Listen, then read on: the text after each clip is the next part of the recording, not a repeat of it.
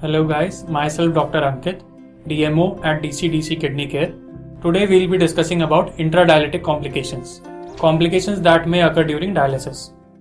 There are majorly two types of complications, clinical complications and technical complications. First of all, we will be discussing about clinical complications. The first complication we will be discussing about is hypotension. Hypotension is said when the diastolic BP is decreased by 20 to 30 mm of mercury compared to pre-dialysis blood pressure and systolic blood pressure less than 100 mm of mercury. For example, pre-dialysis pressure is of 130 by 80 mm of mercury. If the blood pressure falls below 110 by 60 mm of mercury, then it would be called as hypotension.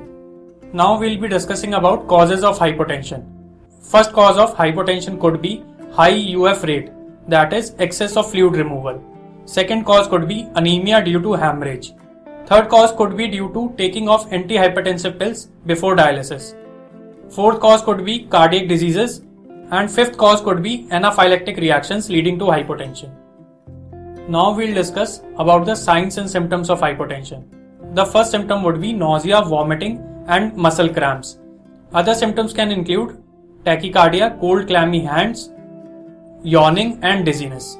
And symptoms can range from pallor, loss of consciousness and seizures. Now we'll discuss about the treatment of hypotension. The first step would be giving normal saline bolus to the patient. Second step would include stoppage of ultrafiltration. Then we'll put the patient in Trendelenburg position, that is, we will raise the legs of the patient. And lastly, we'll do the sodium profiling of the machine. The next complication we'll talk about is intradialytic hypertension. Intradialytic hypertension refers to significant increase in blood pressure during dialysis. It is a common complication affecting significant number of patients undergoing dialysis. Hypertension is said to be when systolic BP is more than 180 mm of mercury and diastolic BP is more than 100 mm of mercury. The signs and symptoms of hypertension include headache, dizziness, shortness of breath, chest pain and nausea. Let's discuss about causes of hypertension. Causes of hypertension include missed antihypertensive medicine dose, fluid overload, smoking, obesity, sedentary lifestyle, too much salt intake, alcohol, stress and family history of hypertension. Now let's discuss about management of hypertension. Firstly, we will give antihypertensive medications to the patient as advised by the doctor. Then we will do the sodium profiling and sodium modeling of the machine. Then we will do fluid management as per doctor's advice. Also, patient is educated to prevent hypertension in consecutive dialysis. That could be decreasing dietary salt intake, limiting weight gain and taking antihypertensive medications on prescribed time. The next complication we will be discussing about is muscle cramps. It is painful muscle contractions in upper extremities, lower extremities or abdominal muscles. Let's discuss about causes of muscle cramps. Muscle cramps could be due to hypotension, rapid fluid removal and shifting of potassium in fluid compartments of the body. Let's discuss about the management of muscle cramps. Firstly, we will give NS bolus to the patient. Then we will discuss the ultrafiltration rate or we will stop the ultrafiltration. Then we will assess the dry weight of the patient and also for pain management we will massage the affected part of the body. Then we will be discussing about the most dreaded complication of the dialysis, that is dialysis disequilibrium syndrome. It is the collection of neurological signs and symptoms attributed to cerebral edema during or following shortly after intermittent hemodialysis. The rapid removal of urea from the serum during hemodialysis creating a transient osmotic gradient between plasma and brain cells. This leads to water shift into brain cells producing cerebral edema. Now let's discuss what could be the signs and symptoms of the dialysis disequilibrium syndrome. Signs and symptoms include nausea and vomiting, severe headache, restlessness, hypertension, slurred speech, seizures and coma. The next part we will be discussing about causes and risk of DDS. It includes first hemodialysis treatment, high blood urea nitrogen above 175 mg per deciliter before initiation of dialysis, extreme of age, children and elderly, sudden change in dialysis regimen, pre-existing neurological disease such as stroke, malignant hypertension, head trauma and seizure disorder, presence of other conditions causing cerebral edema, hyponatremia or hepatic encephalopathy. Conditions causing increased permeability of blood-brain barrier like sepsis, meningitis, encephalitis, hemolytic uremic syndrome and vasculitis. Let's discuss about treatment of DDS. First part include careful monitoring of patient vitals, decrease blood flow rate, treat nausea and vomiting, be alert for mental changes and restlessness.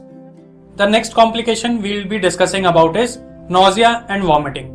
Nausea and vomiting could be due to DDS, hypotension and uremia. Uremia is increased blood urea in the blood. Next we will be discussing about treatment of nausea and vomiting. Firstly, we will give NS bolus to the patient if patient is hypotensive. Next we will give antiemetic medications that will prevent vomiting. Then we will carefully monitor the vitals and we will look for the signs and symptoms of DDS. The next complication we will be discussing about is headache. Headache could be due to hypertension or DDS, that is dialysis disequilibrium syndrome. Signs and symptoms of headache includes pain in head or facial area, nausea and vomiting, and hypertension. Next we will be discussing about treatment of headache. Firstly, we will give analgesics to patient, that is painkiller, to relieve the pain. Then we will manage hypertension if it is due to hypertension. Then we will manage DDS. The next complication we will be discussing about is chest pain. Chest pain in hemodialysis patient is due to firstly angina pectoris. Angina pectoris is the medical term for chest pain or discomfort due to coronary heart disease.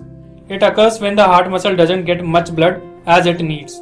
This usually happens because one or more of the heart arteries is narrowed or blocked, also called ischemia. The second reason could be due to myocardial infarction. Myocardial infarction is known as heart attack, is caused by decreased or complete cessation of blood flow to a portion of myocardium. Myocardial infarction may be silent and go undetected, or it could be a catastrophic event leading to hemodynamic deterioration and sudden death. Now let's discuss about signs and symptoms of angina pectoris. Pressure or pain may localize or may radiate to shoulders, neck and jaw. It may come and go. Choking or strangling sensation, relieved by nitroglycerin, duration of 1 to 2 minutes, nausea, pallor and clammy skin. Now next we will discuss about signs and symptoms of MI, that is myocardial infarction. It includes pain localized to mediastinum or may radiate to neck, jaw, shoulders, left side of arm. It may also come and go. There could be also a choking sensation, squeezing, crushing, pressure sensation in the chest. Nausea or vomiting could also be there. Sweating, pallor, cool and clammy skin, hypotension or hypertension, any of them could be there. Now let's discuss about treatment of chest pain. Treatment of chest pain includes firstly symptomatic treatment, then nitroglycerin for anginal pain, analgesics for MI, accurate fluid removal and dry weight estimation. Now we'll discuss about the next complication of dialysis, that is itching. Itching could be due to dry skin, abnormal levels of phosphorus and allergies. Now let's discuss about the treatment of itching. Treatment of itching includes adequate dialysis to regulate the phosphorus levels in the body, phosphate binders such as calcium carbonate and lanthanum. Thirdly, we can give antihistaminics like cetirizine to resolve the allergies. Now we will be discussing about the next complication during dialysis, that is fever and chills. Fever and chills could be due to infection or septicemia, cold dialysate or pyrogenic reactions. The next part we will be discussing about signs and symptoms of fever and chills. Firstly, fever during dialysis, then feeling cold. Thirdly, there could be redness and sensation of warmth at the access site. And fourth, there could be nausea and vomiting. And lastly, there could also be a cough. The next complication we will be discussing about is pyrogenic reactions. Pyrogenic reaction is fever or reaction due to bacterial endotoxin caused by the contamination of bicarbonate, water system, machine, dialyzer and bloodlines. Now let's discuss about reasons of fever and chills during dialysis. Firstly, if the dialyzer is not primed properly and disinfectant is not washed out properly from the extracorporeal circuit. If the dialyzer is not reprocessed as per the standards. Thirdly, if we do not use a freshly prepared bicarbonate solution. If we do not follow aseptic technique and universal precautions. If the patient is having catheter related infections or some other kind of infection. Contaminated hemodialysis machine and dialyzer. First use syndrome. If there is some kind of contamination in normal saline or a dextrose bottle. if the colony forming units of bacteria has increased in RO water, if the endotoxin level has increased in RO water. Now let's discuss about signs and symptoms of pyrogenic reactions. Cold sensation upon treatment initiation, sudden shaking chills followed by temperature elevation, tachycardia before chills, hypotension, headache and myalgia. Now let's discuss about treatment of fever and chills. Firstly, we will provide blanket to the patient, then disinfection of machine and RO plant would be done, proper priming techniques would be used, next thing would be use of freshly prepared B-part, and lastly would be use of aseptic techniques and universal precautions. Now we will be discussing about the technical complications during dialysis. The first complication could be clotting in extracorporeal circuit such as dialyzer or blood lines. Reasons could be inadequate anticoagulation, low blood flow rate, air in blood lines and loose connections. Let's now discuss about signs and symptoms of clotting. Firstly would be increased venous pressure readings, secondly dark blood in lines or drip chambers, thirdly visible clot in drip chambers and dialyzer, and fourth could be TMP alarm problems like high TMP. The next part we will be discussing about is management of clotting. Firstly, there should be an adequate anticoagulation. If heparin-free dialysis is being done, infuse 150 ml NS on every 15 to 20 minutes. Careful observation and monitoring is required. Correcting the cause could be the mainstay of the treatment. The next technical complication we will be discussing about is power failure.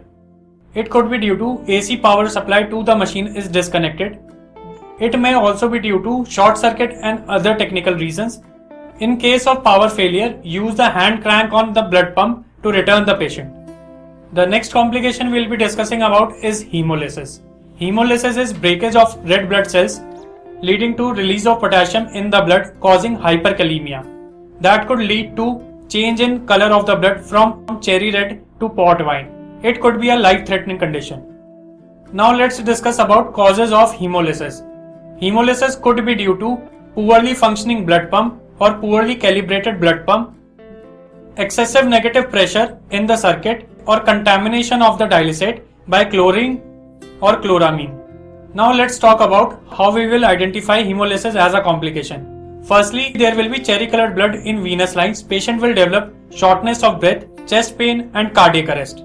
Now we will be discussing what could be the treatment of hemolysis. Stop the dialysis immediately, do not return the patient and give the symptomatic treatment as and when required.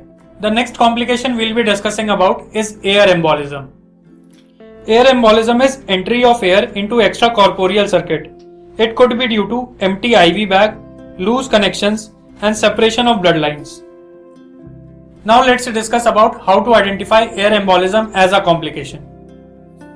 Firstly, we will see air pocket or foam in venous line or arterial line. Coughing and shortness of breath could be seen in the patient. Patient could complain of chest pain. There could be cyanosis, confusion, convulsions, and in extreme cases there could also be a coma. Cardiac or respiratory arrest could also happen. Now let's discuss about management of air embolism. Management includes clamp the blood lines and stop the blood pump. Left lying Trendelenburg position or left lateral decubitus position is preferred. Oxygen for shortness of breath is given. Normal saline to support BP. And symptomatic treatment. Now let's discuss about the other complication, exsanguination. Exsanguination is defined as extreme blood loss during hemodialysis. It could be due to blood lines separation, needles dislodging from the excess, rupture of excess and loose connections. How to identify exsanguination? Blood on the floor or in the chair or bed could be seen. Patient could land in hypotension. Pressure change alarms could be triggered. Patient could also undergo seizures or cardiac arrest. Now let's discuss about management of exsanguination. Firstly, we will identify the source of blood loss. Then we will stop the dialysis. Return the blood if it is not contaminated. Normal saline to support the BP. Oxygen for shortness of breath. Blood transfusion if doctor has recommended. Now let's discuss the last complication, the dialyzer reactions. Dialyzer reactions could be of two types. Firstly, first use syndrome or normal reactions. Secondly, could be anaphylactic reactions. First, we will discuss about signs and symptoms of first use syndrome. Signs and symptoms include nausea, chest pain, pruritus, and shivering. Now let's discuss about signs and symptoms of anaphylactic reactions. It could be dyspnea, hypotension, hives and pruritus, cardiac arrest, and chest tightening. Now let's discuss about the management of dialyzer reaction. Stop the treatment if patient undergoes respiratory distress or cardiac distress. Give symptomatic treatment. Use of high quality synthetic membrane is preferred. Proper priming techniques could be used. Return blood first if there is any cardiac arrest. Thank you for watching video till now. If you have any queries or doubts regarding this video, you could contact DC-DC Kidney Care Clinical Department.